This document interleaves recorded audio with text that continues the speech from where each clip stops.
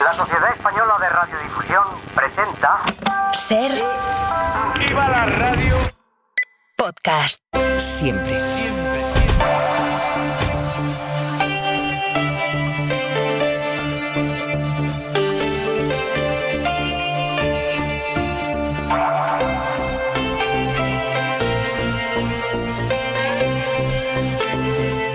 Está a punto de votarse en el Consejo de Seguridad de la ONU el reconocimiento o no de Palestina como Estado miembro de Naciones Unidas. Estados Unidos ha anunciado a última hora de hoy que votará en contra, como todos sospechábamos, pero está confirmado ya.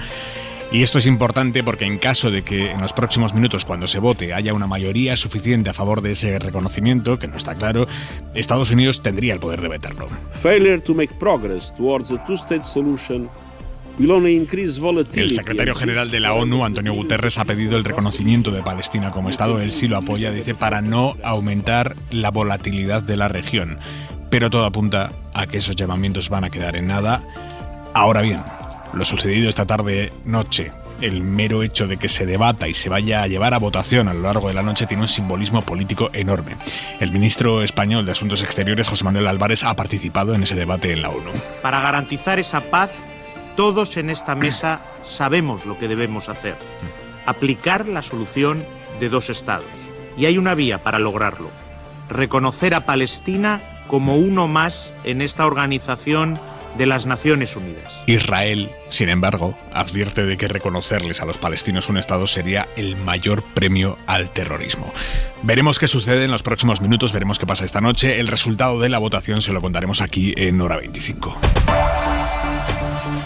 En la mesa del análisis hoy, Jesús Maraña, buenas noches. Hola, buenas noches. Lola García, ¿cómo estás? Hola, buenas noches. Y Diego Garrocho, muy buenas noches. Buenas noches. Y en la contra de Hora 25... So if this is the last night and you're feeling hollow, I'll give you my half-life so you'll see tomorrow. Hay momentos en la vida en los que de repente te lo juegas todo en una decisión. Todo lo que has hecho, todo lo que te ha llevado hasta ese momento exacto no importa nada, porque lo único que importa es lo que hagas en ese instante, en esa decisión. En el caso de anoche, en ese penalti. Manuel Javois, buenas noches. Aimar, ¿cómo estás? Buenas noches. A saber qué le pasa a uno por la cabeza en un momento así, ¿eh?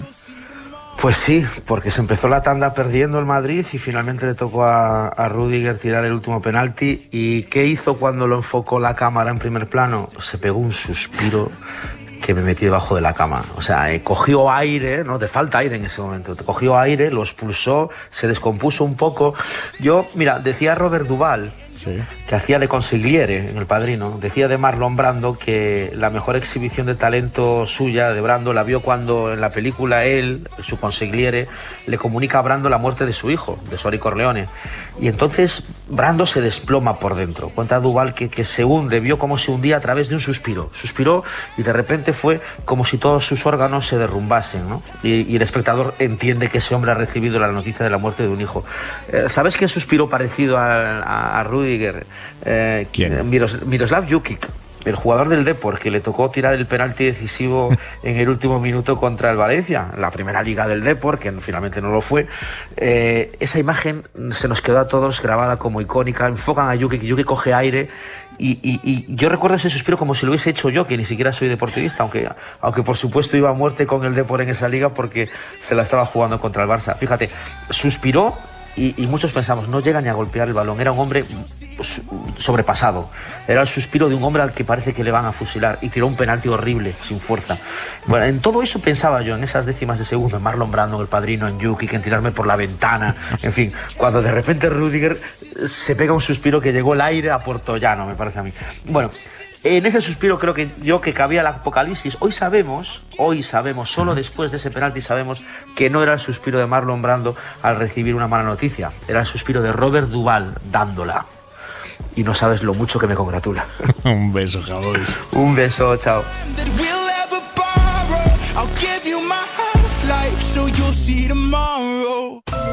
Hora 25. Aimar Bretos. Tramo final de la campaña electoral en Euskadi y hoy hemos escuchado por primera vez al candidato de Bildu, Pello Otxandiano, pidiendo perdón, literalmente perdón si pudo herir la sensibilidad de las víctimas, con sus palabras del lunes pasado aquí en Hora 25, cuando evitó referirse a ETA como una banda terrorista. Para entender cómo ha ido evolucionando el discurso de Bildu en estos días, después de aquella entrevista, merece la pena escuchar lo que Otxandiano ha dicho en sus 2 últimas entrevistas. Anoche en Telebilbao y hoy en Radio Euskadi. Anoche, Telebilbao, el presentador Joseba Solazábal le pregunta: Tú sabes que una entrevista que te hacen en la cadena SER, sí, en la que te preguntan por ETA, y quiero ser riguroso en lo que dices. Pello Otxandiano, dicen los titulares, incendia y convulsiona la campaña electoral cuando evita calificar a ETA como banda terrorista y se limita a considerarla como un grupo armado. Y a partir de ahí, Otxandiano contesta: bueno, igual soy un tanto ingenuo en algunas declaraciones que hago, ¿no? Pero lo que me impacta y me ha impactado esta semana es que en 2024, cuando ya han pasado 12 años de esto, surja esta polémica de esta manera, con esta dimensión, porque a mí me da la sensación de que está un tanto orquestada, ¿no? O sea, de repente unas declaraciones de una entrevista a las 10:30 de la noche, fíjate que estaba cansado, o sea, a las 10:30 de la noche ya estás agotado, ¿no? A la mañana siguiente te despiertas con declaraciones de ministras en Madrid. Otxandiano habla de campaña orquestada, no concreta, orquestada por quién o entre quién. Pero entonces le preguntan por las víctimas de ETA. Entonces yo me he acercado al dolor de las víctimas de ETA y entiendo su dolor. Y yo entiendo que aquellas palabras que pronuncié en esa entrevista puedan herir la sensibilidad de algunas víctimas de ETA. ¿Te arrepientes? Me arrepiento, sí, de haber dado esa respuesta y no haber respondido diciendo: yo creo que en campaña electoral tenemos que sacar este tema fuera del contexto electoral porque ya llevamos muchas campañas electorales en las que se emplea este tema con ánimo electoralista. Si se fijan, anoche aún no dio el paso de pedir perdón. Pero un par de intervenciones más de esa entrevista es bueno escucharlas, intervenciones algo notables. ¿Qué hizo ETA? ¿Cómo definirías lo que hizo ETA? Bueno, es que hay mucha... ETA es una trayectoria de 60 años, ¿no? Entonces, claro, ETA fue una resistencia antifranquista al inicio, y después pues hubo una trayectoria que yo creo que estoy absolutamente convencido que debió terminar muchísimo antes de lo que terminó. Y yo creo que sí, hubo una deriva ahí hacia algo que ya no tenía ningún sentido y que tenía que terminar muchísimo antes, y que eso ha generado muchísimo dolor y que eso es parte de lo que ha pasado en este país, ¿no? Y llegados a ese punto, en Telebilbao le vuelven a preguntar: si pudieras echar atrás, no sé si 1 o 2 o 3 días, y esa pregunta te la volvieran a hacer, imagínate que es la primera vez que te la hacen y te la hago yo. Pello Otxandiano, ¿usted considera que ETA es un grupo terrorista? Ahora, hoy, ¿qué responderías? Yo respondería: mira, estamos en 2024, yo me presento como candidato al Lehendakari, estamos en una campaña electoral, ETA no existe, afortunadamente no existe desde hace 12 años, y yo creo que nos tenemos que centrar en los temas que le interesan a la gente. Por lo tanto, el candidato de Bildu anoche tampoco contestó algo tan básico para construir una memoria compartida como si ETA fue o no un grupo terrorista. Eso fue anoche. Esta mañana en Radio Euskadi le pregunta a Xavier García Ramsten. La campaña ha implosionado de alguna manera por sus declaraciones en la SER cuando le preguntaron sobre el terrorismo y ETA. Anoche estaba en Telebilbao y le decía a Joseba Solazábal que se arrepiente de la respuesta que le dio a Aimar Bretos. ¿Por qué se arrepiente y qué es lo que le gustaría haber dicho? Tiene ahora una oportunidad. Bueno, yo en primer lugar quiero manifestar la cercanía al dolor de todas las víctimas y en especial a las víctimas de ETA. Mi respeto absoluto y mi cercanía a ellas. En segundo lugar, yo creo que H. Bildu está siendo muy contundente y muy asertiva en el camino hacia la reconciliación y en la construcción de una memoria plural y en el respeto, en la reparación, en el reconocimiento, en la reparación de todas las víctimas sin excepción. Yo creo que estamos recorriendo un camino y la declaración del 18 de octubre está ahí, donde se dice que todo aquello nunca debió de haberse producido. Estamos dando pasos insuficientes, seguramente sí, Pero yo creo que esto trata precisamente de encontrarnos en un camino dando pasos insuficientes. Y ya ahí es donde, refiriéndose de nuevo a su respuesta en Hora 25, dice Ochandiano: si con esas palabras yo pude herir la sensibilidad de las víctimas de ETA, pido perdón desde aquí. Esto es lo que ha dicho y lo que no ha dicho Pello Ochandiano en las últimas horas. Y me interesaba especialmente que lo escucháramos de forma amplia, para evitar equívocos, para evitar descontextualizaciones. A partir de aquí, alguna reflexión. La primera, lo de la operación concertada, pues en fin, eso no hay por dónde cogerlo. Se le hizo una pregunta, como hacemos cada día decenas a personas de todos los partidos, y ante esa pregunta él contestó lo que quiso contestar. Después los demás partidos lo hayan usado a su interés, pues la vida, como todo. Que él considerara que no estuvo fino, o que no contestó lo que tenía que haber contestado, o que contestó lo que quería contestar. Bueno, en fin, eso ya es su cosa. Operación concertada.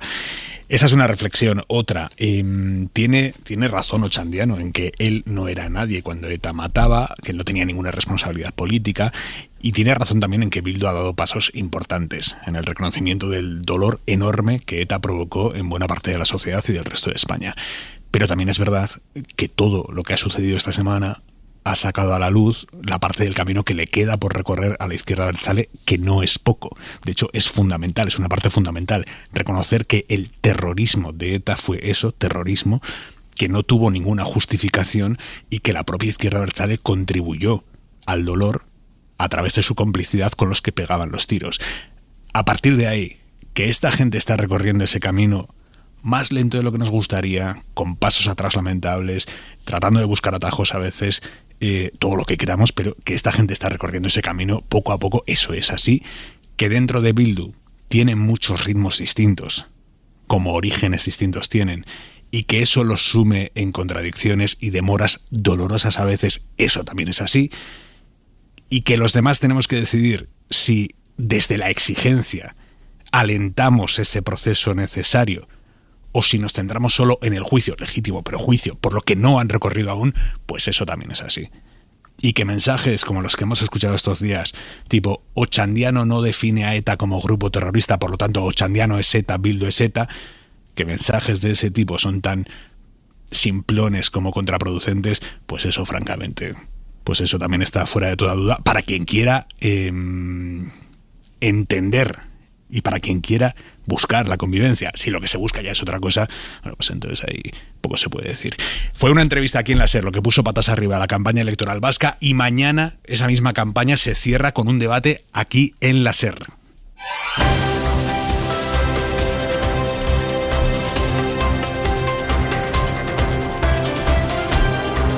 Último día de campaña, debate de todos los candidatos al Endacari en esta casa. Directora de contenidos de la SER en Euskadi, Isabel León, buenas noches. ¿Qué tal, Gabón, Aimar? Decisivo es poco. El debate a 7 de mañana a mediodía para la SER y El País es el broche a una campaña que, como reconocen internamente los partidos, empezó contigo, con la entrevista a Ochandiano, y va a cerrarse con un debate en el que la clave es que hemos venido a jugar.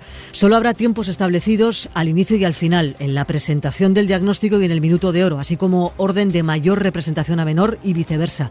Y es que el resto del debate va a tener mucho que ver con cómo se mueven los candidatos, cómo interactúan y cómo aprovechan espacios. Salud y cuidados, economía, precios y mercado laboral, políticas medioambientales, Ertzaintza y modelo policial son los bloques previstos, además de política lingüística y educación, pero no tienen por qué abordarse todos y los candidatos lo saben. Van a tener que tirar de cintura y, más allá de lo visual, buscar su momento de radio. Tened en cuenta que después del debate, que va a arrancar a las 12:20 y finalizará a las 2, solo les quedan los actos de cierre de campaña. Los pitos que vivíamos en la radio dan la hora tope, así que clave es poco lo que suceda mañana a mediodía, estando como está en juego la primera fuerza política vasca, con unos candidatos que hasta ahora no se han rozado mucho, han optado por eso de que se equivoque el otro, pero que si quieren salvar escaño o conseguirlo, en el caso de Vox, Sumar o Podemos, mantenerse en el del PP, ser determinantes en el PSE y ganar en el de PNV o Bildu, van a tener que mojarse, y no porque vaya a llover en Bilbao. Tenemos todo listo para un debate ágil, Aimar, que va a moderar Jon Egaña, el jefe de redacción de Radio Bilbao, y que a las 12:20 arranca. Se podrá seguir a partir de las 12:20 en la antena de la SER en Euskadi y también en cadenaser.com y elpaís.com. Hora 25. Con Aimar Bretos. Lola García, tu análisis de esta recta final de campaña marcada por las palabras de Ochandiano, hoy pidiendo perdón con esa fórmula manida de condicionar las disculpas a que alguien se haya sentido herido por las palabras. Bueno, lo primero que hay que decir es que esa entrevista ha marcado un punto de inflexión en la campaña. Yo creo que es decisiva. Siempre ocurre, ¿no?, en la última semana alguna cosa que, por mucho que los candidatos quieran ir con pies de plomo, acaba por trastocarlo todo, y decididamente ha sido esa entrevista. A mí me consta que H. Bildu estaba intentando pues esquivar entrevistas, sobre todo fuera de Euskadi, que le pudieran comportar este tipo de contradicciones o de expresiones del pasado que vuelven a rescatar y que intentan, pues bueno, situarse en la ambigüedad. Y al final es sorprendente que hayan caído de bruces de una manera tan clara y tan espectacular, ¿no? Eso por un lado. Después, estoy bastante de acuerdo con lo que comentabas antes. Yo creo que Bildu y que la izquierda abertzale está haciendo pasos importantes, que son pasos que no tienen marcha atrás. ETA dejó de matar en el 2011, 6 o 7 años después se disolvió, y en octubre, como bien escuchábamos en uno de los cortes, del 2021 es cuando se produce aquella declaración en la que se reconoce el dolor de las víctimas de ETA. Claro, no hace tanto de eso, es octubre del 2021. Se van dando pasos, pero es evidente que no son suficientes y que todavía les queda bastante por recorrer. ¿Cuál es la actitud que hay que adoptar delante de eso, ¿no? Yo creo que en estas elecciones vamos a ver cuál es la actitud que adopta la sociedad vasca.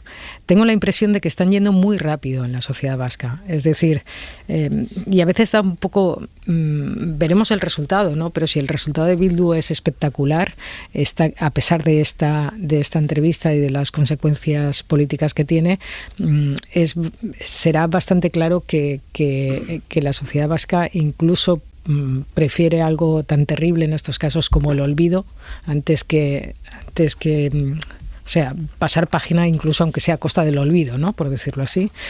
Y lo vamos a ver. Yo creo que en estos casos, puesto que creo que no tiene marcha atrás, lo importante es ir cada vez acercando a estos sectores a lo institucional, a la política democrática, ponerlos delante del espejo, ponerlos en sus contradicciones, ponerlos delante de estas rémoras todavía, pero no creo que el aislarlos en este punto de la evolución que están teniendo sea la solución. No estamos en la política vasca de hace 15 años. Garrocho, ¿cómo lo ves tú? Es otro momento. Yo tengo mucha menos confianza en el curso de la historia en general. Cuando decimos que es imposible dar marcha atrás o cuando pensamos que hay pasos que son irreversibles, yo creo que la historia demuestra que cualquier paso es reversible, y cualquier contacto con la literatura de los años 20 o de los años 30 nos recuerda en demasiadas cosas la crisis, digamos, de las democracias contemporáneas. Entonces yo, en principio, esa garantía de que la historia tiene un curso que es imposible de revocar, no lo creo. Tampoco compro en general el marco de que esta respuesta haya cambiado la campaña. La ha cambiado, lógicamente, pero sí me gustaría impugnar el marco que hace posible ese cambio. Porque en el fondo la respuesta de Pello Ochandiano no es en nada novedosa. Está diciendo algo que han venido diciendo todo el tiempo, y me atrevería a decir más. Es lo menos grave que yo he visto en un dirigente de Bildu en los últimos meses. Bildu es un partido que ha llevado en sus listas a condenados por terrorismo. Eso es absolutamente incompatible con el respeto por las víctimas que ha intentado predicar Ochandiano. El año pasado, en octubre, en el Ayuntamiento de Vitoria, Bildu fue un partido que fue incapaz de condenar el atentado contra la tumba de Fernando Buesa, un socialista. Y los socialistas en ese tiempo estaban diciendo que era un partido normal. Hemos escuchado hace muy poco a Óscar Puente decir que es un partido progresista y democrático. Claro, comparar a un partido que es incapaz de condenar el que se atente contra la tumba, y no voy a decir la manera, de lo execrable que fue, no referiré la manera en la que se profanó la tumba de Fernando Buesa, que nos llevemos las manos a la cabeza cuando estamos viendo desde el Twitter de Sortu el hacer apología de los Ongi Etorris, que ahora estemos pidiendo las sales porque de pronto en campaña electoral Pello Otxandiano ha tenido problemas para definir a ETA como una banda terrorista. Yo creo que lo que demuestra es el nivel de hipocresía y de teatralidad en la que nos encontramos. Esto es lo menos grave que ha hecho Bildu en el último tiempo. Maraña. Bueno, yo reconozco que una cosa que me sorprende es, después de que llevábamos ya semanas o incluso meses, ¿no? Cada uno desde su punto de vista, pero creo que con un reconocimiento generalizado de que Bildu había seguido una estrategia política fructífera, acercándose mucho a los temas sociales, dando una imagen en Madrid de colaboración con el Estado, siguiendo, por resumirlo, una estrategia muy similar al Sinn Féin, que tan buenos resultados ha dado en Irlanda y ha dado aquí. A mí en ese sentido sí me sorprendió la reacción de Otxandiano, sobre todo por la apariencia de imprevisibilidad, ¿no? Teniendo tan elaboradas las estrategias políticas, uno piensa que también deben prever que en algún momento de la campaña, en alguna de las entrevistas, puede surgir de una u otra manera la pregunta que tú a Aimar le lanzaste. Y a mí en ese sentido sí me sorprende que parezcan sorprendidos por lo que ha ocurrido, ¿no? Reconozco también mi sorpresa porque no tuviera algún protagonismo más en el debate, en el último que escuchamos, este asunto, ¿no? Tampoco ni siquiera desde el PP se hizo una especial mención.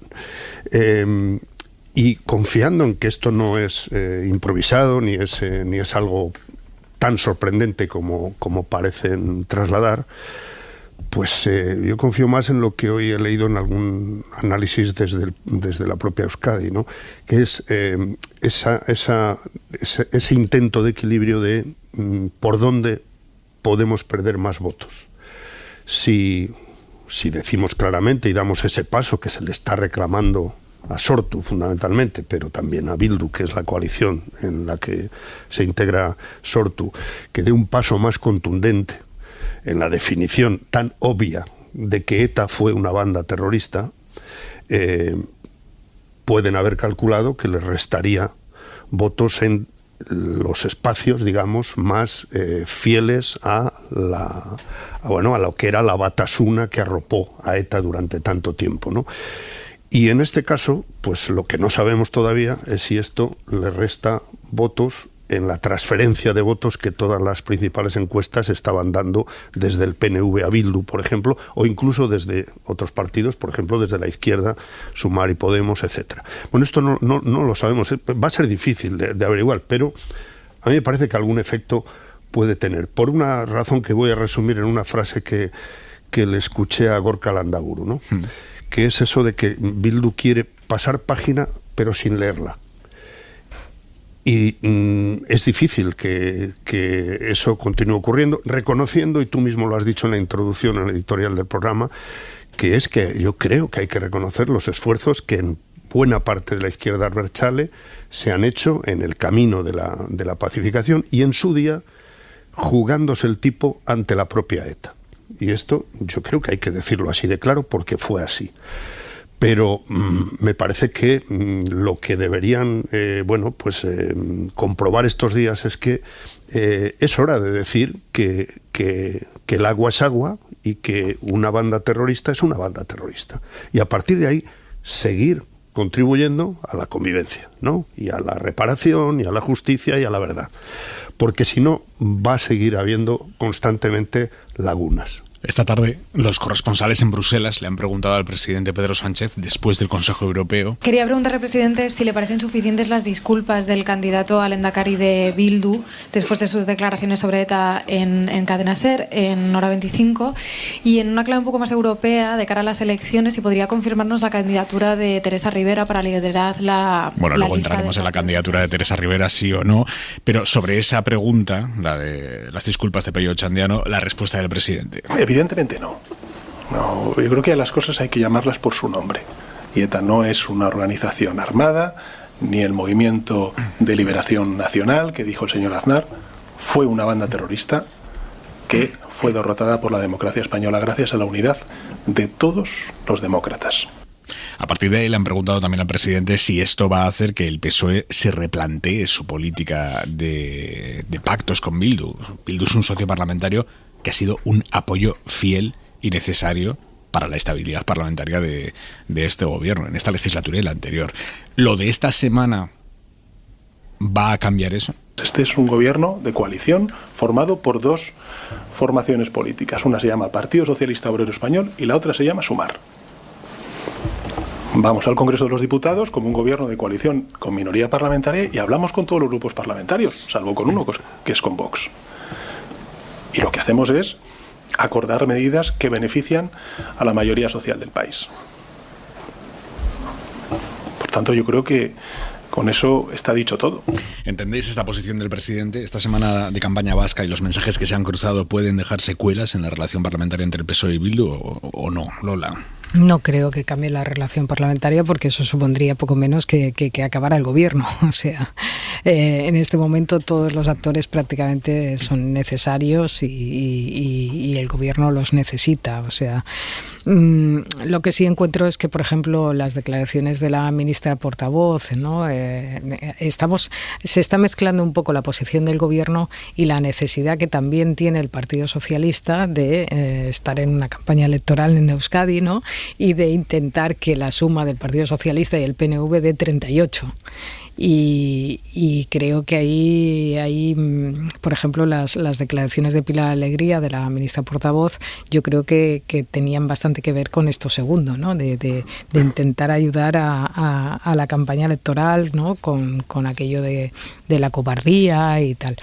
Yo creo que no va a cambiar esa relación. Es más, creo que de cara al futuro, en la medida que Bildu consiga seguir dando pasos adelante, pues incluso se pueden ampliar ese tipo de acuerdos.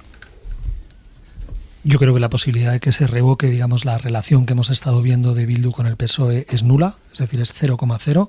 Lo que estamos asistiendo es a una teatralización absolutamente electoralista. El presidente, lo que diga el presidente del gobierno en general vale poco. Le escuchamos decir hasta cuántas veces quieres que repita que no voy a pactar con Bildu. No es cierto que Bildu sea un partido más. Bildu es el partido que ellos han aupado en el Ayuntamiento de Pamplona y Bildu, además de la colección de socios que habilitaron la investidura de Pedro Sánchez, es el único con respecto a los cuales el pacto ha permanecido oculto. En todas las demás formaciones políticas conocemos cuáles han sido las cláusulas. Algunas se han negado, como por ejemplo cuando Santos Cerdán decía no mencionamos el lawfare en la de Junts, y efectivamente negro sobre blanco en una página concreta aparecía. Pero al menos era público, podíamos contrastar cuál era la distancia entre lo que decían los dirigentes del Partido Socialista y lo que había quedado estampado en una firma. Lo que sabemos del pacto con Bildu es que es oculto, no conocemos cuáles son las condiciones y no me cabe la menor duda que lo mismo que dijo el otro día Pilar Alegría 20 minutos después de que se cierren los colegios electorales, no será, formará parte de la fachosfera poder impugnar democráticamente a Bildu. Pero digo, van a ser minutos, de modo que aprovechemos estos días donde vamos a ver al Partido Socialista enunciar verdades que son obvias para cualquier demócrata, porque inmediatamente después van a desaparecer de su discurso. Jesús. Bildu, hay que recordar que fue el primer partido que anunció en su día que apoyaría a un gobierno de coalición de izquierdas sin ninguna contraprestación política. Lo anunció. Si alguien tiene el documento de un pacto secreto que conllevara no sé qué otras contraprestaciones, pues yo interesadísimo en leerlo, ¿no? Segundo, si hablamos de sobreactuación o de teatralización en este asunto, a mí me parece que hay que citar también, y muy especialmente a mi juicio, lo que escuché al líder del PP ayer mismo, que fue eso de invitar a Pedro Sánchez a irse a un notario para renunciar a todos los pactos con Bildu, mientras Bildu no dijera que ETA era una banda terrorista. Claro, a mí la verdad es que me produce cierto pudor escuchar esas cosas sin echarme las manos a la cabeza, porque inmediatamente se le podría responder, oiga, antes de ir con usted al notario, vaya usted primero con su socio, Vox, a decirle, a ver si aprende de una vez que el franquismo fue una dictadura y que la guerra civil se inició con un golpe de Estado, el 18 de julio del 36, y entonces se puede empezar a hablar, pero estamos haciendo una caricatura porque sabemos que eso no ocurre. Y lo ha citado, y ya no sé si el propio Pedro Sánchez o alguien más, pero es evidente, ¿no? O sea, alguien que su referente todavía en su propio partido, porque sigue, bueno, pues lanzando, digamos, estrategias, consignas o sugerencias, que es José María Aznar, que al medio minuto de que ETA abriera un proceso de diálogo, de supuesto diálogo, inmediatamente definiera a ETA en el 98 como un movimiento de liberación nacional vasco. Por lo menos creo que hay que contenerse un poco a la hora de dar lecciones de ética política, ¿no? en este asunto, ¿no? Que yo sí creo que me produce pudor, como siempre me lo ha producido, la utilización de ETA una vez que se la derrotó desde la fortaleza democrática y después de mucho sudor, muchas lágrimas y muchas víctimas, pues me produce pudor cualquier utilización política de este asunto, ¿no? Creo que no tiene ninguna vuelta de hoja, que estos señores de Bildu tienen que decir cuanto antes, ya lo deberían haber dicho, que efectivamente es que no se puede no definir a ETA como una banda terrorista, pero a partir de ahí, por favor, contengamos un poco las lecciones desde otros ámbitos políticos que tendrían que revisar su propia actuación en este asunto.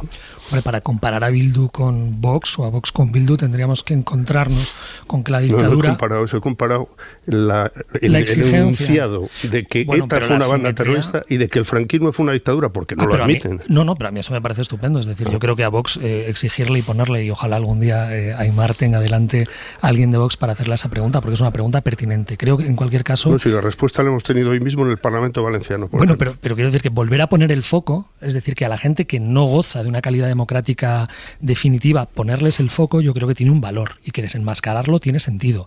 Lo que no se entiende demasiado bien es que el mismo partido esté diciendo que, en este caso, Bildu es un partido perfectamente democrático y análogo a todos los demás, y que de pronto pidan las sales porque ha habido una declaración menor, cuando, insisto, es que están haciendo cosas mucho peores. Y yo sí pondría algún matiz, es decir que ETA ha acabado es una obviedad si entendemos por ETA que simplemente la organización terrorista ETA ha terminado.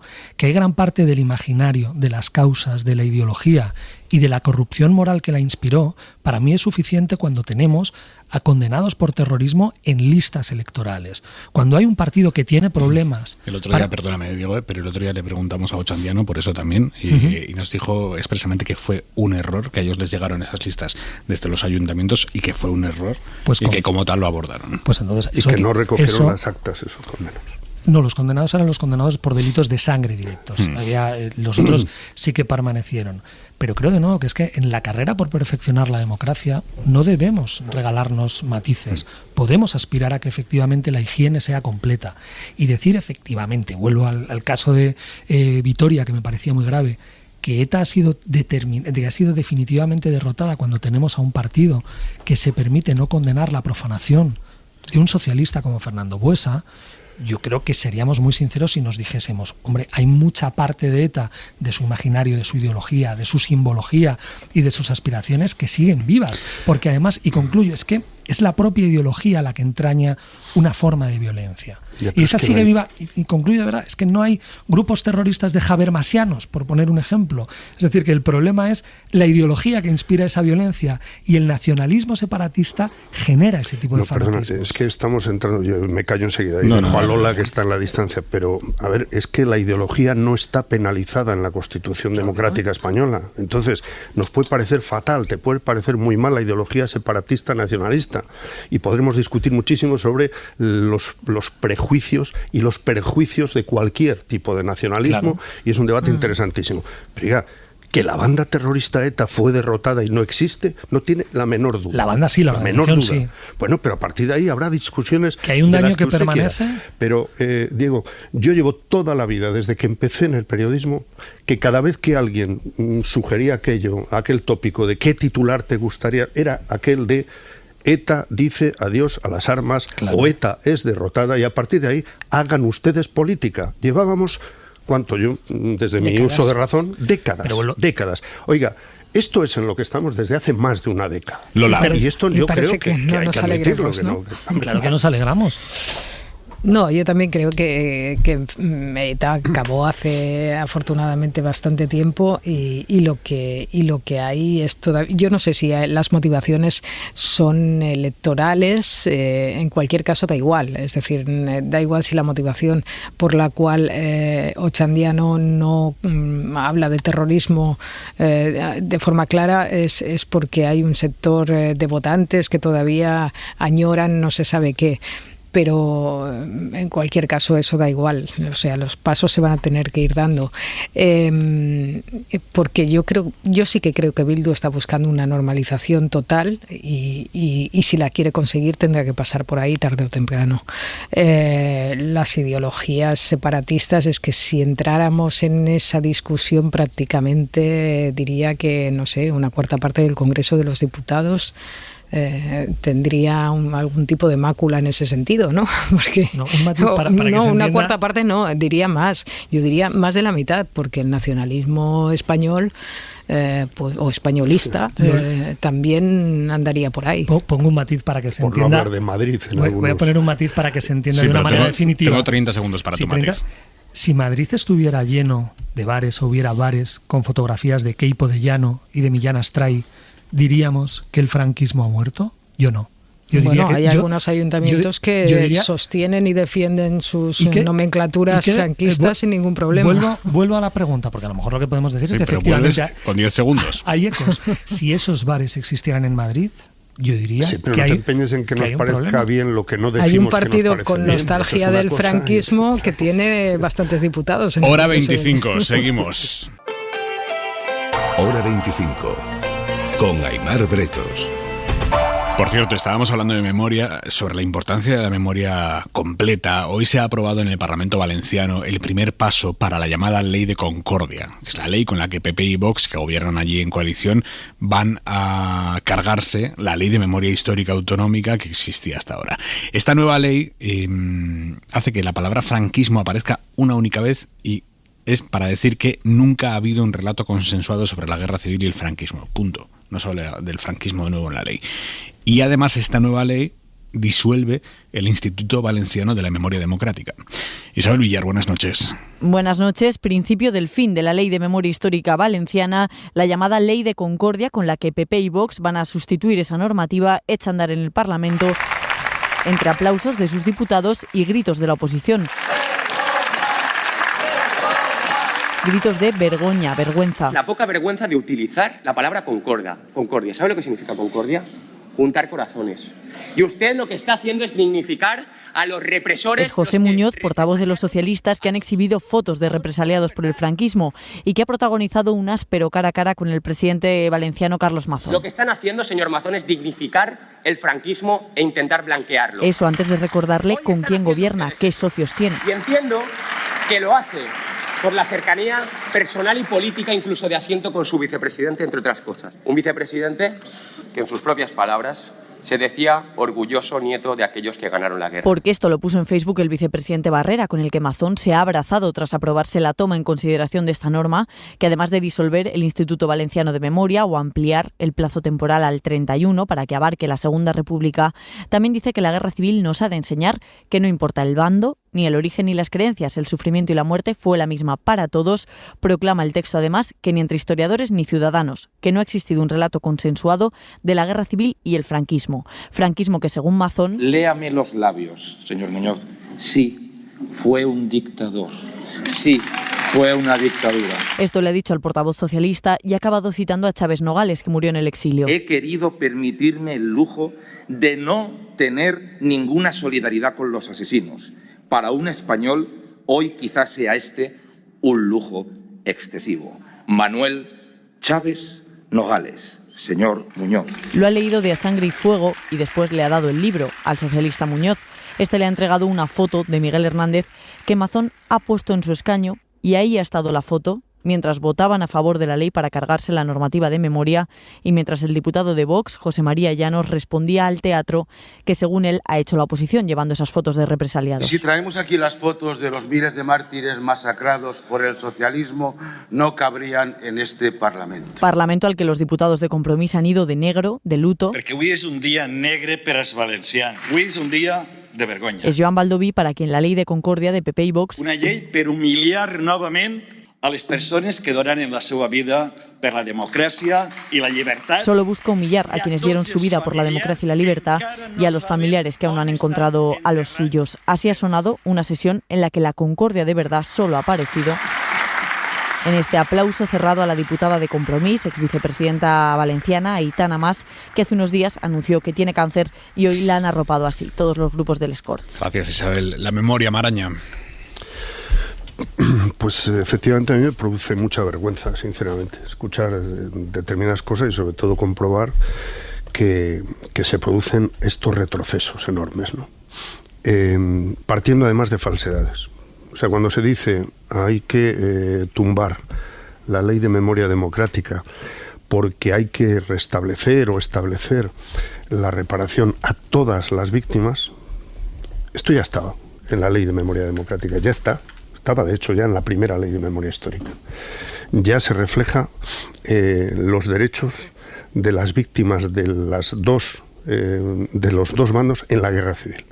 Pero lo que sí dice la ley de memoria democrática, y hace una distinción clarísima, es luego la dictadura franquista. No hay que olvidar, pues por ejemplo, que en la primera década del franquismo hubo hasta 50.000 fusilamientos, están comprobados, está documentado históricamente. Son dos cosas distintas, como lo es decir que usted puede hacer todas las críticas que quiera a la Segunda República, pero no puede negar que la guerra civil estalla por un golpe de Estado militar el 18 de julio del 36. Hay cosas que no tienen vuelta de hoja. Es decir, a nadie se le ocurriría, por poner un ejemplo, en Alemania, a estas alturas, hablar de que no hay un consenso sobre lo que fue el nazismo. Y si se le ocurre a alguien, resulta que en Alemania incluso hasta está penalizado.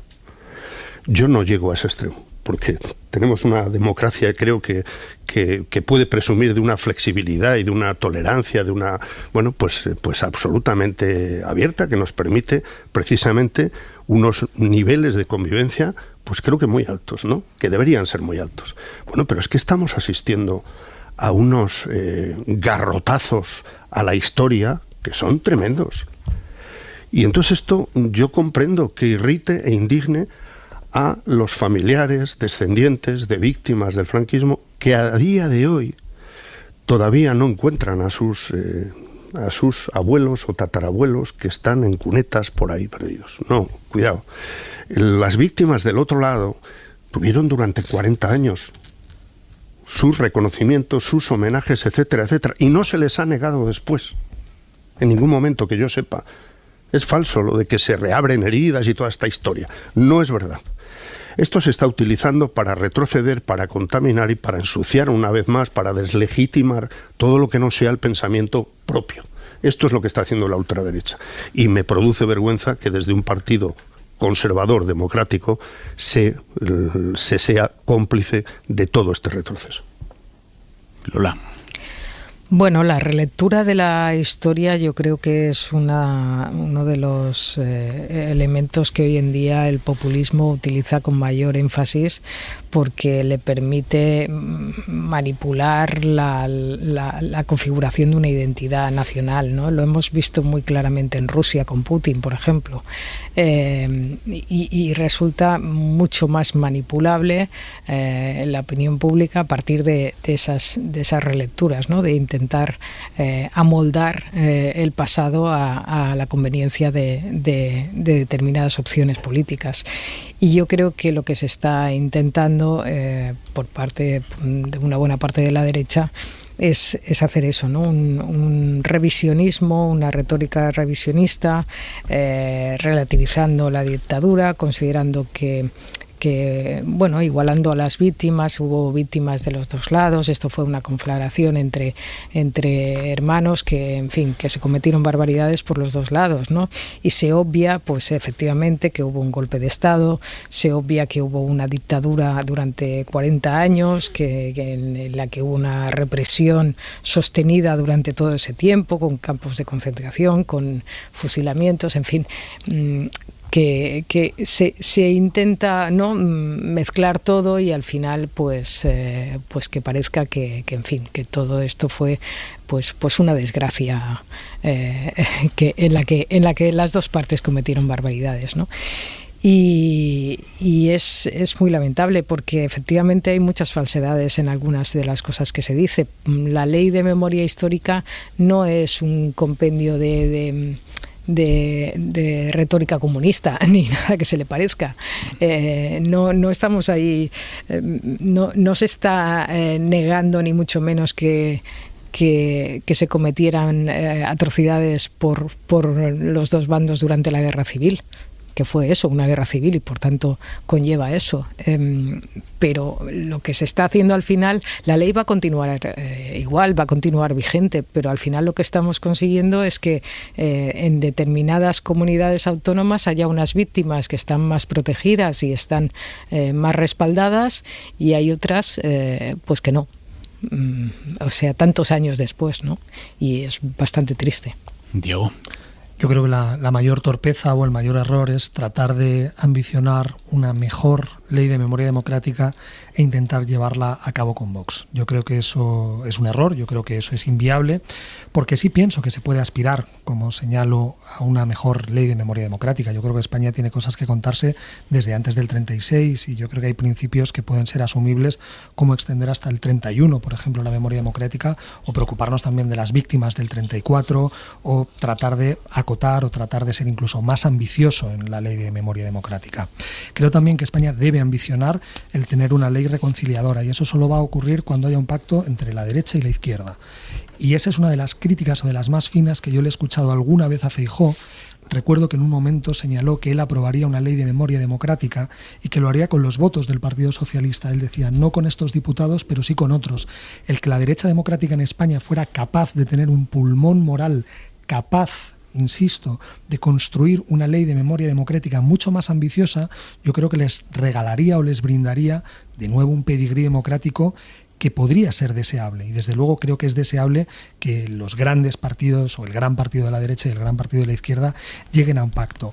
Porque lo que no impugnaría del todo es la posibilidad de cuestionar la ley de memoria democrática. Yo creo que tiene errores. Yo extenderla de la misma manera. Pero fíjate que Rajoy no la cambió. No, pues sí.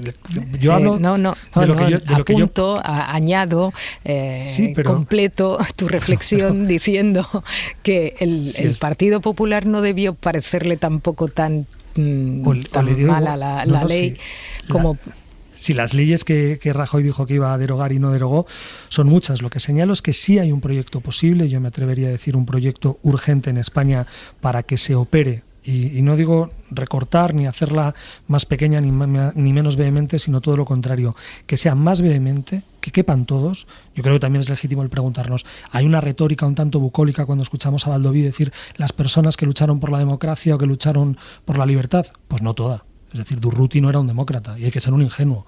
Es decir, cuando estalla la guerra civil, y esto lo cuenta muy bien, ahí estuvo fino Borja Semper, cuando dijo, lean a Clara Campoamor, cuando uno lee efectivamente páginas de Clara Campoamor, que es fascinante, la cita gente que no ha debido leer una página de Clara Campoamor, porque el día que lean a Clara Campoamor se van a caer de la silla. O ahora se acaba de editar, por ejemplo, de otra persona que no creo que sea sospechosa de ser filoderechista como Simone Veil, los textos de la guerra, el horror de quien cree que viene a combatir a favor de la democracia y lo que se encuentra es una revolución en curso, o la superioridad con la que el PSOE habla, que participó, fue la parte activa de otro intento de golpe de Estado como fue la Revolución del 34. Yo creo que hay muchísimo que mejorar, pero que no se trata de recortar o de insistir. Yo creo que se puede censurar con una absoluta vehemencia el régimen franquista. Yo creo que la derecha ganaría muchísimo, insisto, en lo del pedigrí democrático, es decir, no se gana nada tratando de defender aquello, y que se pueden introducir matices y que se puede construir y se debe, insisto, una gran ley. ¿Con quién no se puede hacer esto? Obviamente, con Vox. Lola. No, estoy de acuerdo en esto último, pero que no he visto que el Partido Popular haya tenido nunca un interés en proponer una ley de memoria democrática en la que pudiera haber un acuerdo, un consenso con el PSOE, ojalá. Pues se equivocan. Pero cuando el Partido Popular ha gobernado, no ha tocado la ley, pero en fin, su argumento principal es estos son cosas del pasado y no hay que reabrir heridas, y ahí nos hemos quedado.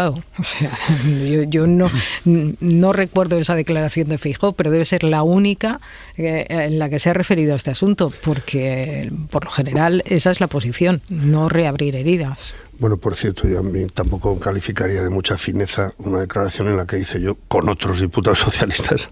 Probablemente la aprobaría. La ambición de un gran pacto. Usted, para empezar, acepte sí, claro. quiénes son los diputados socialistas, los que han elegido la gente. O sea, sería un buen principio también para. Yo sé estrategia retórica sí se la entendí. Bueno, yo me parece que se puede partir de esa base, ¿no?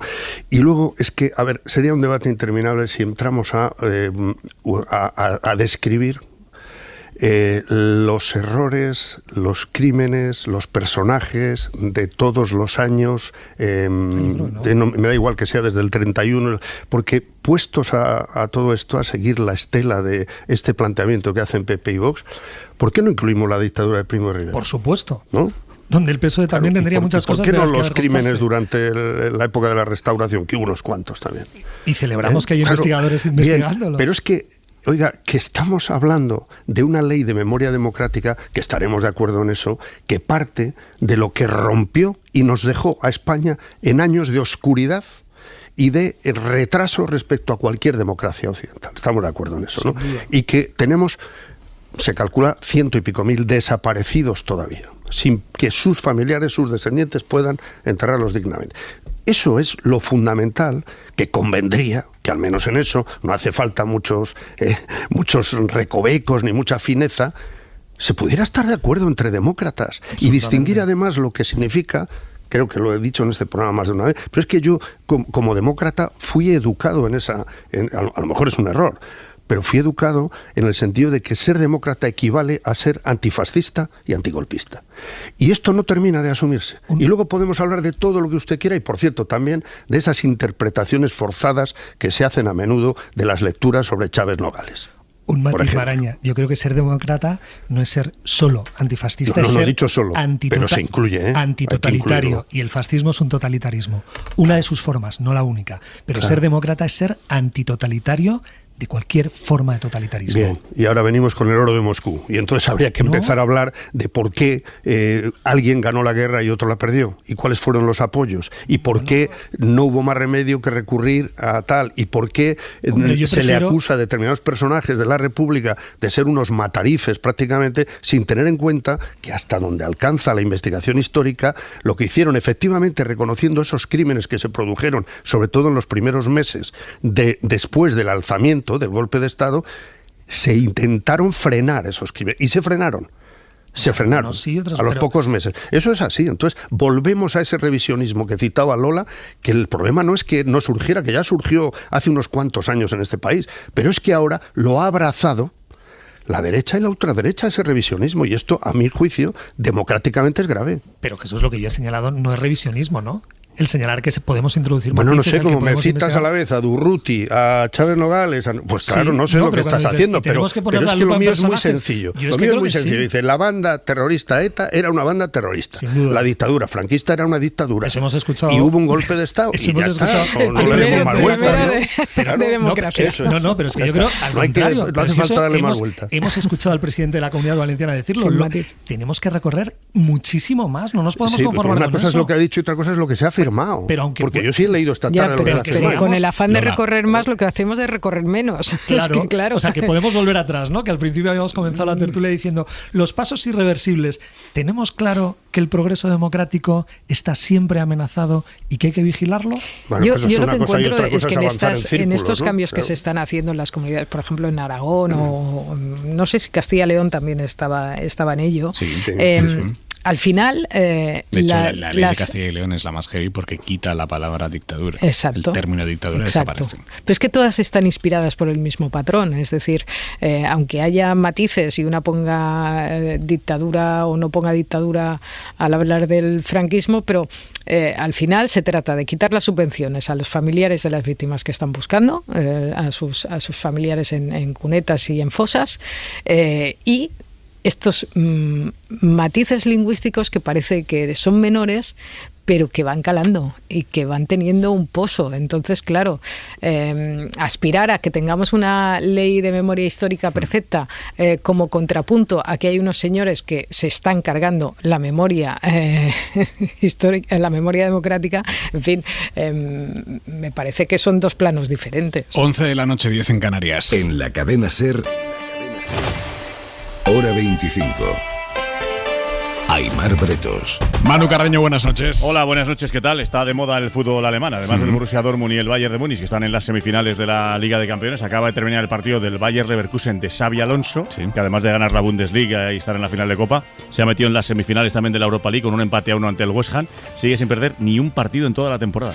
Qué pasada. Una pasada. Qué buen entrenador ahí salió de la cantera Yuri Urdin. Pues vasco, guipuzcoano. Exactamente. Y además hoy en el larguero, día después de la victoria del Real Madrid, vamos a analizar también las palabras de Araujo, jugador del Barça, que ha arremetido contra su compañero Gundogan después de que este le criticase el otro día por cometer la jugada en la que le costó la tarjeta roja. Así que resaca de Champions, solo nos queda el Real Madrid, y también hay bastante lío con el cambio de horario del partido de Liga del Madrid, que ha pedido que se lo pongan el viernes. Se lo han puesto el viernes. Del 27 al 26. Correcto, para que descanse un día más antes de la semifinal de Champions contra el Bayern, pero además del Madrid se han cambiado como consecuencia otros 6 partidos. Luego contamos el lío. En el larguero, hasta ahora, Manu. Adiós. La ropa para mañana, Jordi Carbó, buenas noches. Buenas noches. Ropa de invierno a primeras horas, va a hacer frío, destacando las heladas que tendremos en la mitad norte del interior peninsular. Durante la tarde mucha ropa nos va a sobrar porque, si bien las máximas serán más bajas que hoy, al sol el ambiente será muy suave. Mañana no esperamos lluvia en ningún punto del país. Hasta mañana, Jordi. Adiós. Los vocales conservadores del Consejo General del Poder Judicial están maniobrando para mantener el control de los órganos intermedios del Poder Judicial. Y esto mientras el PP bloquea la renovación de la cúpula del Consejo. El ala conservadora del Consejo lleva semanas haciendo movimientos discretos, sin demasiada repercusión, pero con los que buscan mantener controlados estamentos intermedios como la escuela judicial o, por ejemplo, forzar la eliminación del voto telemático. Y dirán ustedes, ¿y qué tiene que ver el voto telemático con que los conservadores quieran mantener el control del Consejo? Bueno, si se elimina el voto telemático y solo se puede votar de forma presencial, es mucho más probable que la asociación mayoritaria, la asociación conservadora de jueces, se haga con el control de las salas de gobierno de los distintos tribunales. Pedro Jiménez. El sector conservador del Poder Judicial quiere prohibir el voto telemático en las elecciones a sala de gobierno de Supremo, Audiencia Nacional y TSJs porque, dicen, la ley no lo contempla, aunque se ha venido usando de forma pacífica en otras elecciones. La medida contaba con el informe favorable del gabinete del Consejo, pero los vocales pidieron también opinión a las salas de gobierno que controla mayoritariamente la Asociación Conservadora de la APM, que es la única que se opone. El veto al voto telemático favorece a esta asociación, según el resto, que recuerdan, sus miembros se pasean por los juzgados recogiendo votos para llevarlos a las capitales de provincia, que es donde se recuentan. El PP bloquea desde hace más de 5 años la renovación del Consejo, la cúpula del Poder Judicial, mientras los vocales elegidos por Génova toman el control de los escalones inferiores. Como decías, la semana pasada fue la Escuela Judicial y ahora las salas de gobierno. Sumar está presionando al PSOE para que el Estado entre con capital público en el accionariado de Naturgy, para proteger los intereses de la empresa energética española, ahora que la compañía energética de Abu Dhabi, que se llama TAQA, está negociando una OPA para hacerse con el control de Naturgy. La vicepresidenta Yolanda Díaz lo ha planteado así esta tarde. Es una empresa que es estratégica para nuestro país, no solamente porque maneje datos sensibles, sino porque los sectores de telecomunicaciones y el sector de la energía es clave en España, y acabo de pedir desde luego la paralización de esta entrada de capital y desde luego que actuemos como hemos hecho en Telefónica. Pero otra vicepresidenta, Teresa Rivera, que es la competente sobre asuntos de energía, cree que plantear este debate, el de que el Estado entre o no en Naturgy, es prematuro. Habrá que ver si en efecto tiene sentido o no tiene sentido que haya una participación del Estado, pero yo creo que es prematuro planteárselo. Por ahora lo que se impone es la prudencia vigilante. En el ámbito de la energía es particularmente importante que haya estabilidad y es importante que el resultado de cualquier operación nos garantice el que una empresa tan importante como es esta, la principal gasista que opera en el mercado español, no tenga ningún tipo de problema en su gestión. Por cierto, hoy le han preguntado en Bruselas al presidente Pedro Sánchez si la vicepresidenta Teresa Rivera va a ser la cabeza de lista del PSOE para las europeas. Él ha contestado que lo abordarán después de las vascas. Las vascas son este domingo. El lunes es muy probable que lo aborden. Ha hecho una reflexión genérica sobre el liderazgo femenino de España en Europa. Yo creo que España, en fin, gracias al aporte particularmente al liderazgo femenino de Nadia Calviño y de Teresa Rivera, pues están situados en una posición extraordinaria de influencia, como hacía muchos años que no teníamos. Y eso yo creo que pues también hay que reconocerlo. Y Lola, vosotros en La Vanguardia habéis publicado ya que Sánchez ha optado por Rivera, y tú hoy das algunas claves políticas de esa elección y de las consecuencias que puede tener en la estructura de las vicepresidencias del gobierno. Sí, ya hace tiempo que Sánchez piensa en Rivera. Yo la primera vez que me lo comentaron debió ser como por octubre del año pasado. Después ha habido, pues, bueno, que se lo han repensado en algún momento, pero yo creo que es su mejor baza para contraponer un poco esos dos modelos que ahora mismo en Europa, ¿no?, se están poniendo sobre la mesa, ¿no?, que es pues el modelo de frenar en mayor o menor medida los avances medioambientales y la transición energética frente a quienes quieren pues pararlos, o porque hay pues protestas y malestar por parte de muchos sectores, ¿no? Teresa Rivera es una persona que en Bruselas tiene un reconocimiento a su labor ya de antes de ser vicepresidenta, y es una persona pues que puede representar ese tipo de Europa por la que España o el gobierno español apostaría. Y esa es la situación. No sabemos todavía quién será el candidato del Partido Popular, pero demuestra que Sánchez quiere apostar fuerte en unas elecciones en las que seguramente el Partido Popular lo tiene mejor para ganarlas, pero que no quiere quedarse a demasiada distancia, ¿no?, como es lógico. Y después en el gobierno, pues eso traerá consecuencias. Es ni más ni menos que una vicepresidenta. Hay un equilibrio frágil ahí entre bueno, hay una forma que viene de cuando se colocó a Pablo Iglesias, ¿no?, de diluir aquella vicepresidencia que exigía Unidas Podemos y Pablo Iglesias en particular, se diluyó en 4 vicepresidencias. Eso se quedó, cambió un poco con la llegada de Yolanda Díaz, y ahora pues no sabemos cómo acabará quedando, porque yo no veo a Sánchez dejando simplemente a Yolanda Díaz, a María Jesús Montero y a Yolanda Díaz en las vicepresidencias, ¿no? Diego. Yo creo que es muy buena candidata y que es uno de los perfiles fuertes del gobierno. Sí cabe preguntarse si pudo o no haber una primera negativa de Borrell, y ese también nos daría alguna clave, pero desde luego entre el catálogo de opciones que tiene o que tenía Pedro Sánchez, está apostando por una carta que se compadece, digamos, con el perfil más técnico y de más densidad política de su gobierno. La gran pregunta es ¿cómo lo va a sustituir? En el caso de Nadia Calviño, su salida supuso obviamente una descapitalización del gobierno, y estará por ver si la salida de Rivera también se va a realizar de esa manera. Si vemos la trayectoria de lo que fue el primer gobierno bonito, el primer gobierno de Sánchez, y quienes están ahora sentándose en el Consejo de Ministros, vemos, yo creo, que la calidad técnica de los perfiles o la calidad profesional, y apelaba antes a esa densidad política, yo creo que se va resintiendo, de modo que para que la operación fuera ganadora definitivamente y la opción fuera una opción inteligente del todo, tendría que tener alguien que pudiera servir de recambio a Rivera, que yo creo que no va a ser fácil. No, bueno, no es fácil, seguro, ¿no?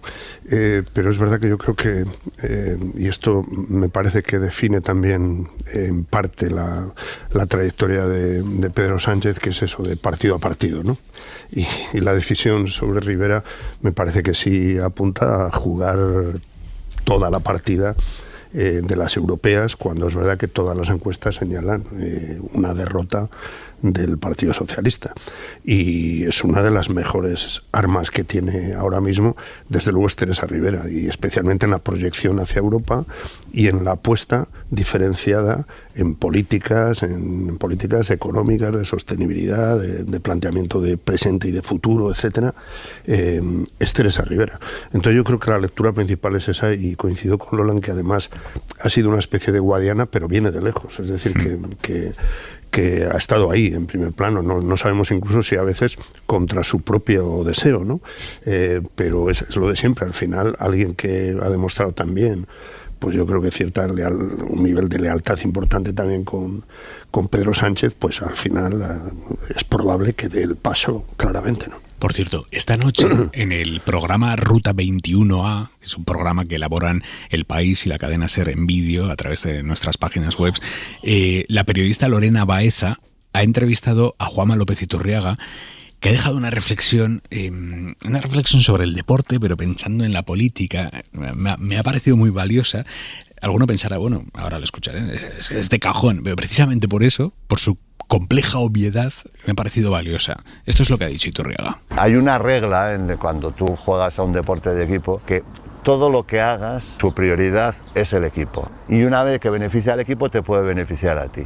Vale, pues yo eso se lo recomendaría y me encantaría que el baremo para tomar una decisión de un partido político, de un gobierno, no sea su supervivencia o ganar un determinado número de votantes, sino que sea el bien colectivo del bien de la sociedad.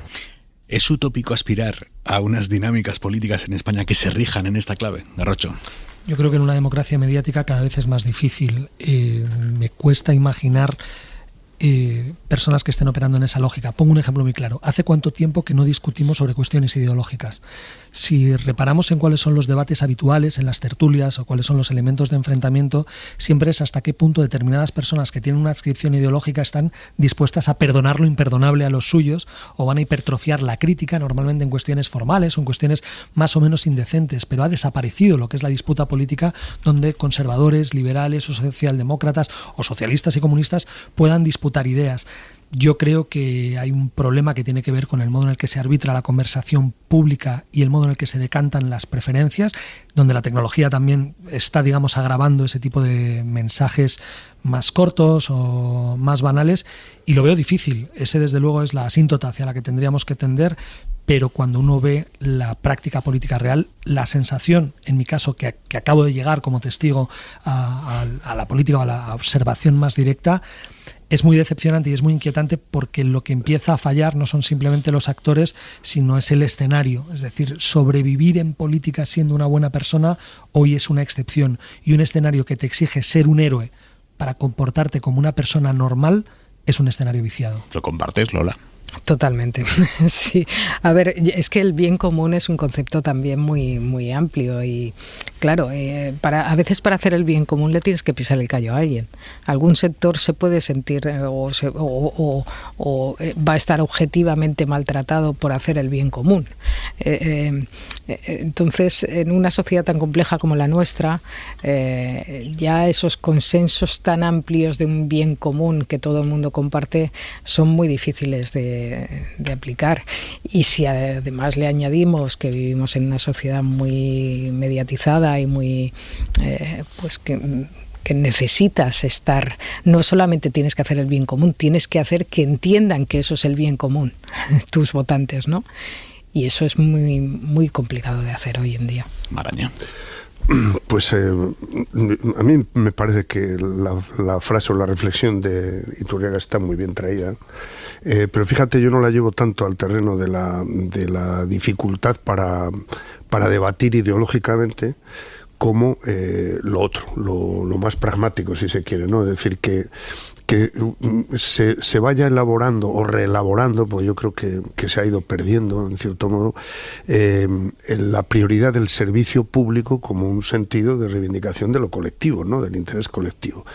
Y efectivamente lo que yo creo que cuesta entender y que aleja mucho a la ciudadanía de la política y también del periodismo probablemente o de los medios, es cuando no se entiende por qué no se llega a acuerdos, no sé, sobre vivienda o sobre sanidad o sobre educación o sobre cuestiones que creo que están que trascienden la disputa, digamos, ideológica, si hay, eso sí, una prioridad por el bien común, como decía Lola, ¿no? Por lo colectivo. Y en ese sentido lo de Iturriaga creo que está muy bien traído, ¿no? Porque si se pensara de esa manera, pues lo demás es una competición, que es triste, pero es así, de poder, ¿no? ¿Quién maneja más parcelas de poder, ¿no? Pero claro, esto es una especie de desideratum que no sé hasta qué punto es es posible, ¿no? Y más allá del consenso, que yo creo que a veces la utopía del consenso nos ciega, hay que reivindicar otra manera de ejercer el disenso. Lo que a mí me parece inconcebible es el disenso airado. A mí me gustaría que la disputa política se pareciera a la disputa que tienen, por ejemplo, dos médicos que difieren en un diagnóstico o en una terapia y que pueden tener una perspectiva distinta sobre una misma realidad, pero asumen que el propósito es un propósito común y sencillamente lo que es un disenso con respecto a cuáles son los medios que pueden ser conducentes a ese ideal donde yo creo que una amplísima mayoría de la población pues estaría de acuerdo.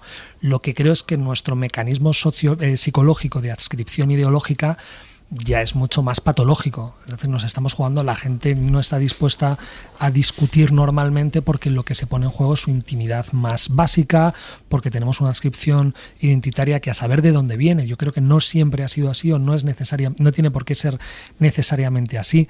Pero esa idea de que efectivamente podemos construir una política por el bien común cada vez es más difícil y uno lo que encuentra es gente sacándose los hígados, ni siquiera por el poder, que eso vuelve a ser romántico. Yo entiendo que por el Imperio Romano merezca la pena corromperse. Normalmente lo que estamos viendo es a gente sacarse los hígados por nada, por cosas pequeñísimas, por sentarse en una foto, por cosas absolutamente mediocres. 40 segundos y nos vamos a la sede de Naciones Unidas. Hora 25. Aimar Bretos. The draft resolution has not been adopted owing to the negative vote of a permanent member of the Council. I now give the floor to those members of the Council who wish to make Estados Unidos acaba de vetar que Palestina se convierta en miembro de Naciones Unidas. Pablo Morán, jefe internacional de la cadena SER, buenas noches. Hola, Aimar, ¿qué tal? Se acaba de producir la votación y 12 votos a favor, 2 abstenciones, que son Reino Unido y Suiza, y un voto en contra Estados Unidos, pero que como miembro permanente del Consejo de Seguridad de Naciones Unidas tiene derecho a vetarlo y es lo que ha hecho. Exacto, esa propuesta habría seguido adelante porque necesitaba solo 9 votos a favor y han sido 12 finalmente, pero efectivamente ese voto en contra es el voto de Estados Unidos, que tiene veto en este Consejo de Seguridad, como sabéis, y se ha representado de nuevo con el brazo levantado de su embajador en el Consejo en solitario. Es el único que ha levantado el brazo en ese momento. Aquí termina, por tanto, el intento de las autoridades palestinas para ser reconocidas como miembro de pleno derecho en Naciones Unidas. Ese veto bloquea el proceso que debía pasar a partir de esa votación de esta noche a la Asamblea General de la ONU, donde necesitaba 2/3 de los apoyos, y casi los tiene porque 140 de los 193 países de la Asamblea ya han reconocido al Estado de Palestina, pero será en otra ocasión. El veto de Estados Unidos cierra este paso a esta propuesta que los palestinos presentaron por primera vez en 2011. Es verdad que nunca habían llegado tan lejos a una votación del Consejo de Seguridad, pero esta vez no va a ser posible. Antes de la votación, Aimar, incluso ha hablado el embajador de Argelia en un discurso realmente muy emotivo en el que ha recordado a Yasser Arafat, a sus apelaciones a la paz, ha asegurado al pueblo palestino que la comunidad internacional está con ellos y que la respuesta a la violencia, a la ocupación, tiene que ser reconocer el Estado palestino, pero aún así esta propuesta no sigue adelante. Pablo, gracias, buenas noches. Buenas noches, hasta luego. Es la noticia hasta ahora. Estados Unidos bloquea el ingreso de Palestina en la ONU y veta su reconocimiento como Estado de pleno derecho.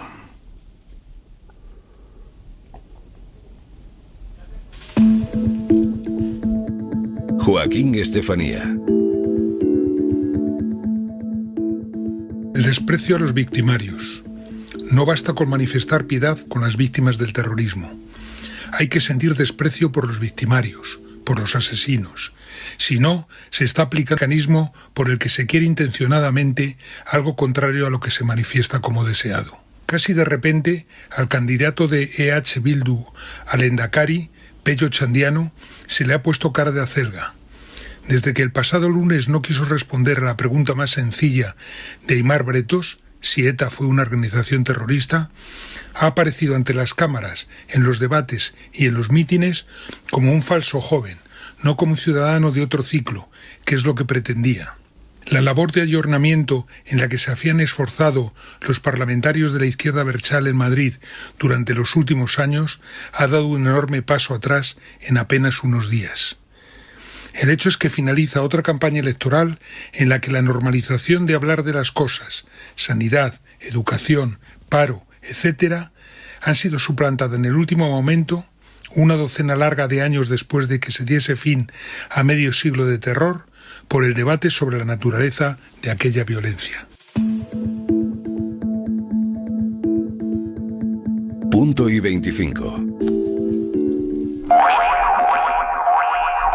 Por cierto, mañana estaremos en San Sebastián emitiendo una edición especial de Hora 25 por el cierre de la campaña electoral en Euskadi. Mañana a medianoche termina la campaña. Nosotros estaremos desde las 10 de la noche, 9 en Canarias, en Tabacalera, en San Sebastián, en la Sala Z. Les esperamos allí a todos los oyentes que nos escuchen desde Donosti. Es entrada libre hasta agotar aforo. Luego que no hay sitio. Pues hay no te ha quedado más remedio que ir, ¿no? Yo no quería ir a San Sebastián, pero joder, se empeñaron. Sí. Se han empeñado y no te ha quedado más remedio. Como Rocha, que no quería cobrar el sueldo que cobraba, le obligaron y ha dicho, venga, pues, si ponéis así, ponedmelo. Efectivamente. Bueno, ¿qué? ¿Con qué vamos, Manu? Resaca de Champions, previa de Liga con el Clásico. Recordamos que después de esta semana de Champions, el domingo a las 9 juegan Real Madrid, Fútbol Club Barcelona. Y además, Aimar, vamos a hablar con un aficionado que tiene apenas 18 años, es un chaval de Cádiz, que es aficionado al Barça, que ahora mismo le preguntas, aquí, delante de nosotros, ¿cómo quedó el partido Sevilla-Barça de la temporada 15-16? Y te dice, fue la jornada 20, quedaron 2-0 y marcaron fulanito y fulanito. Vamos a comprobar si es un farsante o si de verdad se lo sabe. Manu, hasta luego. Venga, adiós. Lo dicho, nos escuchamos mañana allí en San Sebastián, en Tabacalera. Lola García, Diego Garrocha, Jesús Maraña, un abrazo. Buenas noches. Descansen, hasta mañana, adiós. Hora 25, con Aimar Bretos. Cadena SER. 100 años de radio. Para no perderte ningún episodio, síguenos en la aplicación o la web de la SER, Podium Podcast o tu plataforma de audio favorita.